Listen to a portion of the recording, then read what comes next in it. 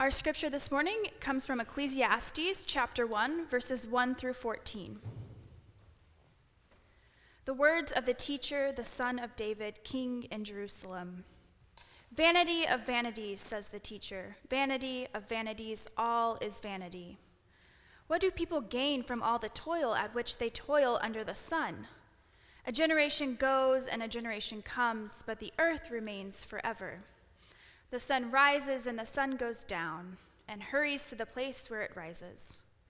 The wind blows to the south and goes around to the north. Round and round goes the wind on its circuits. The wind returns. All streams run to the sea, but the sea is not full. To the place where the streams flow, there they continue to flow. All things are wearisome, more than one can express. The eye is not satisfied with seeing, or the ear filled with hearing. What has been is what will be, and what has been done is what will be done. There is nothing new under the sun. Is there a thing of which it is said, "See, this is new"? It has already been in the ages before us. The people of long ago are not remembered, nor will there be any remembrance of people yet to come by those who come after them. I, the teacher, when king over Israel in Jerusalem, applied my mind to seek and to search out by wisdom all that is done under heaven. It is an unhappy business that God has given to human beings to be busy with. I saw all the deeds that are done under the sun, and see, all is vanity and a chasing after the wind. The word of the Lord.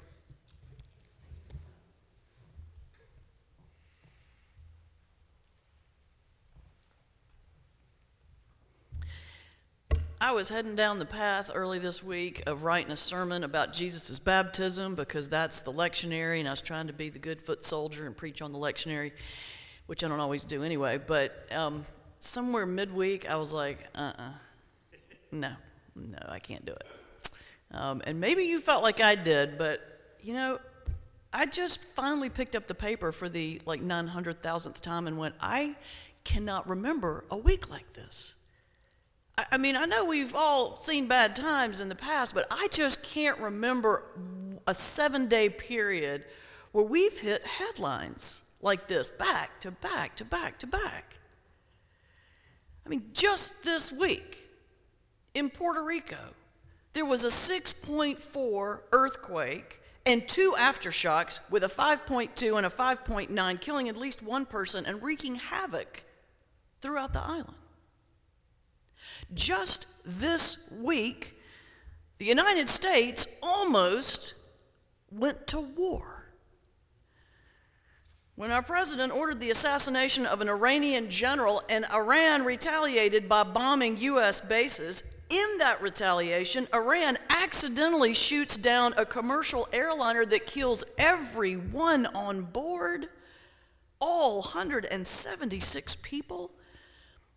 And then if that's not enough, at the general's funeral, a stampede kills 56 mourners and injures hundreds others. Just this week. I mean, just this week, 12 people are killed in the South by these horrible storms that just came through, including an elderly couple killed in Louisiana when their trailer was blown 100 feet in the air. Just this week. And just this week, fires have devastated Australia. It's killed over 27 people. The fire has burned 17 million acres. 3,000 homes have been destroyed, and over 1 billion animals have died. Just this week. And that's just the newspaper headlines. I'm not even touching what's going on in the headlines of our own lives. Every single person here is carrying their own pain, their own tragedy that we add to those headlines. So it's been some week. A rather ominous start to 2020. So if you're like me, you just put the paper down and you think, is there any rhyme or reason to life? I mean, why is this happening? Where is God in all of this? I mean, it's easy to feel alone in times like these. It's easy to feel like, no one has ever asked. No one's ever doubted. No one's ever asked questions like, where is God and how could this happen? No one's ever seen such violence. No one's ever experienced such a week as this. But brothers and sisters, we're not the only ones who have gone through something like this. Because all you have to do is pick up this book and you realize that nothing new is under the sun. There's nothing new under the sun, including a week like this. I would suggest that you turn to the book of Ecclesiastes for that proof. Heather read us out of the first chapter. Ecclesiastes is not a book that Hallmark would ever use for its greeting card business, okay? Just not going to happen. Most of the book of Ecclesiastes rails about the brutal, senseless nature of the world. For example, Heather read, part of her reading was Ecclesiastes 1:13 and 14. This is an unhappy business that God has given to human beings to be busy with. I saw all the deeds that are done under the sun, and see, all is vanity and a chasing after wind. In fact, our Bible study group that Heather and Kevin Davis are leading has been reading a book entitled The Sin of Certainty, The Sin of Certainty by Peter Enns, and one of the chapters is about Ecclesiastes, and I just want to read you a little clip from this. All signs indicate that God has orchestrated an absurd existence for us humans, as futile as the cycles of nature. Just think of the poor old sun. Ecclesiastes tells us it rises and sets every day without a rest, again and again and again, with nothing to show for it. No progress made, no payday waiting at the end. Or consider the wind. It blows this way and that, round and around in a never-ending, meaningless, futile, tedious cycle. The streams, too, never stop flowing into the sea, yet the sea never fills up. All that effort, but it makes zero difference. Just like nature, humans run around in circles, working hard day in and day out, and ultimately nothing to show for it, because at the end, we all die. Yep, that's a Hallmark card right there. Right there. I mean, can't you picture it? A beautiful sunset on the beach, or better yet, like a little fuzzy kitten in a blanket with the caption, "Nothing matters. Life has no meaning." And then we die. Thinking of you. Ecclesiastes, man, this is a hard book about hard realities. But then there's the ending. Somewhere towards the end of this book, the voice changes. And there's this new narrator who doesn't try to change or argue around the harsh realities presented earlier in the book. The narrator simply affirms them. Yep, life is hard. But then he adds one simple thing. Trust God anyway. Ecclesiastes 12 through 13. Of making many books there is no end, and much study is a weariness of the flesh. The end of the matter, all has been heard. Fear God, keep his commandments, for that is the whole duty of everyone.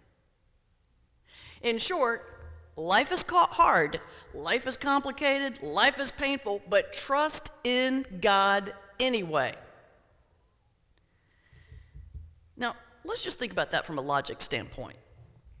In any place of pain, we have two choices. We can trust God or not. Now, if we trust God, if we have faith, even if we're mad or confused or upset, we have a source of strength. We have a foundation, a rock from which we can face the world. It's like the lyrics from that beautiful anthem that the choir just sang. Stretch out your hands and comfort me. I am empty. Bring me, Lord, your living water. Of course, there's plan B. We could choose not to believe, not to trust, and then all we have is ourselves. Now, humanists may think that's enough, but it only takes living through one crisis in this life to know better. Can I have an amen? Most of y'all know what I'm talking about. Let me add this one little blurb from the book. It's hard to keep trusting God when you see no reason to. Yet, that is a profound paradox of faith in the book of Ecclesiastes. No matter how deep distrust and disillusionment may be, move toward God in trust anyway. When we reach that point where things simply make no sense, when our thinking about God and life no longer line up, when any sense of certainty is gone, and when we can find no reason to trust God, but we still do, well, that is what trust looks like at its brightest, when all else is dark. My message today is very simple. Notwithstanding the headlines, notwithstanding what's going on in our personal lives, notwithstanding that life is hard and unpredictable and painful, trust God anyway. Trust God anyway. Now, I say that with a lot of conviction, and I mean it, and I believe it, but I don't always do it so well. I'll be honest with y'all. I want you to know I wrote this sermon this week because this is exactly what I was struggling with. Trust and faith in the midst and juxtaposition to these headlines and all the stuff that's going on in the world.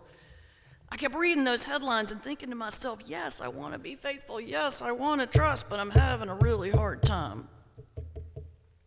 Of course, it didn't help that I was also mad at God this week because the Packers were in the playoffs and our cable went out. We had a lot of problems. But then in the midst of my struggles with the newspaper and the cable and with God, in the midst of those struggles, I flew to Memphis, Tennessee. Memphis is such a crazy combination of colorful things. You know, the blues and barbecue and Elvis, and it's got such a goofy side to it. Like I found this restaurant called the Liquor Store, which is hilarious. It's even more hilarious the fact that it specializes in breakfast. Don't you love that? Which means, you know, your friends can go, where do you want to go to breakfast? And you can go, oh, let's go to the liquor store. You know, that's just kind of fun. Whatever, Baptist minister calling that out. Anyway, Memphis has also got kind of a gritty, raw, courageous side. In fact, I saw this sign downtown describing folks from Memphis, and it reminded me a lot of this church. It says, quote, "We are a culturally diverse, pull yourself up by your bootstraps, tell it like it is, straight from the hip, for better, for worse, tightly knit, grit and grind city full of spirited folks." Yes, right? Tell me that's not MABC down to the ground. Well, I had the opportunity to meet one of these tell it like it is, straight from the hip folks at a record store on Beale Street. His name was Smokey.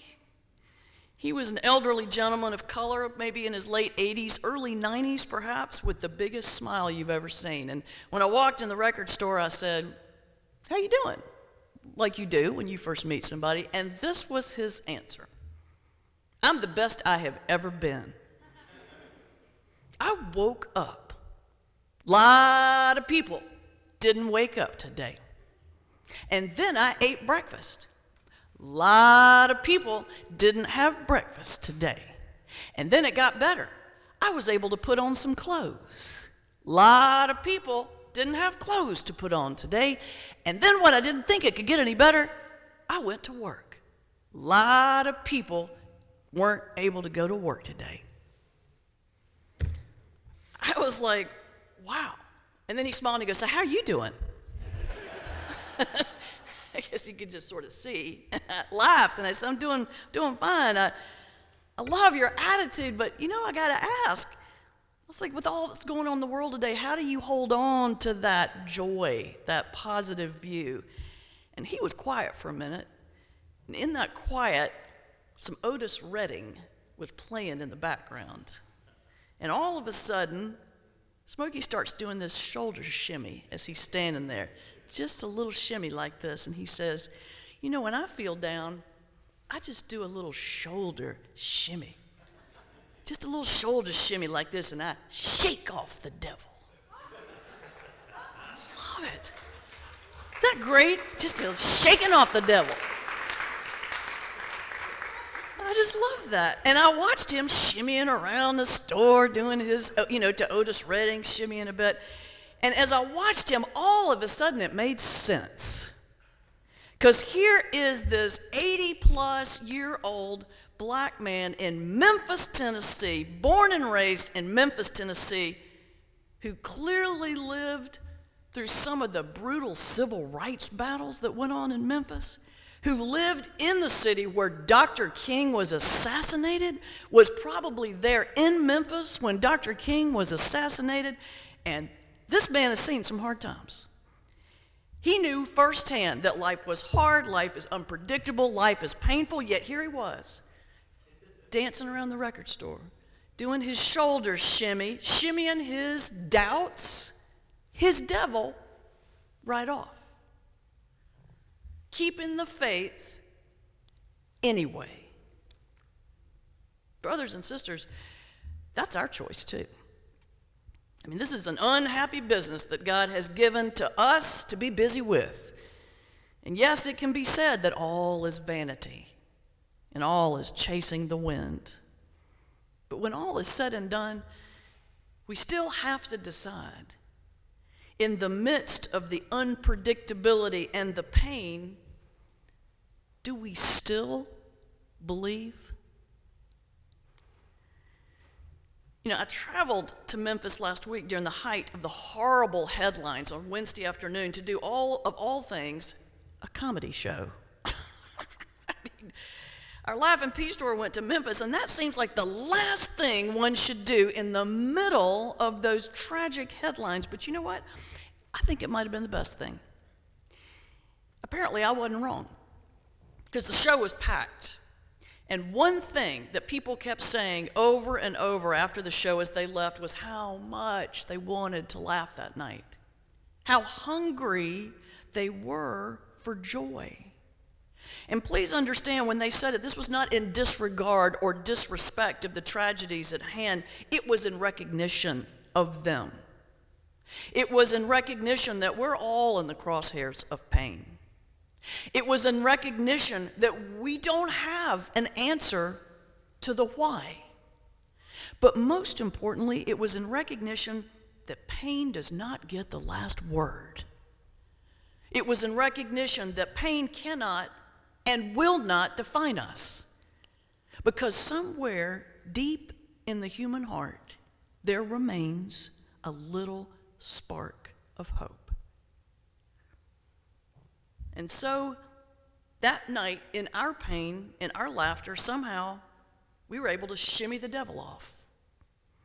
And it helped us trust God anyway.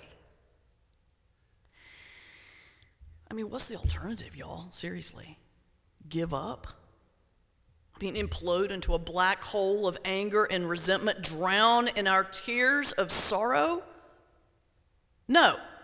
No, no, no, no, no. As the poet Dylan Thomas wrote, do not go gentle into that good night. Rage against the dying of the light. Or as Elvis said many times, TCB. If you know anything about Elvis, TCB was his trademark. Honey, say it with me, taking care of business. That should be our trademark too. It's my earrings. Say taking care of business for those of you fashionistas who have noticed. We got to take care of our business. You and I need to take care of our business because we have people that we need to love. We have people that we need to care for. We have people and situations that need healing. We have things to be learned and songs to be sung and laughter to be shared. We have a world that desperately needs our gifts. Brothers and sisters, TCB. We got to take care of some business.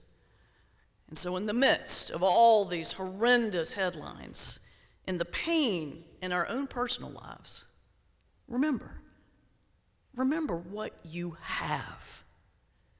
Remember what is good in your life and what is good in this world. Remember that the pain we feel cannot and will not define us. Whatever you're facing, whatever you're carrying, whatever is looming close in your windshield, you can get through it. You will get through it. Because all you have to do is face down, look it square in the eye, face down those harsh realities that surround us, and then shimmy that devil right off and trust God anyway. And the people said,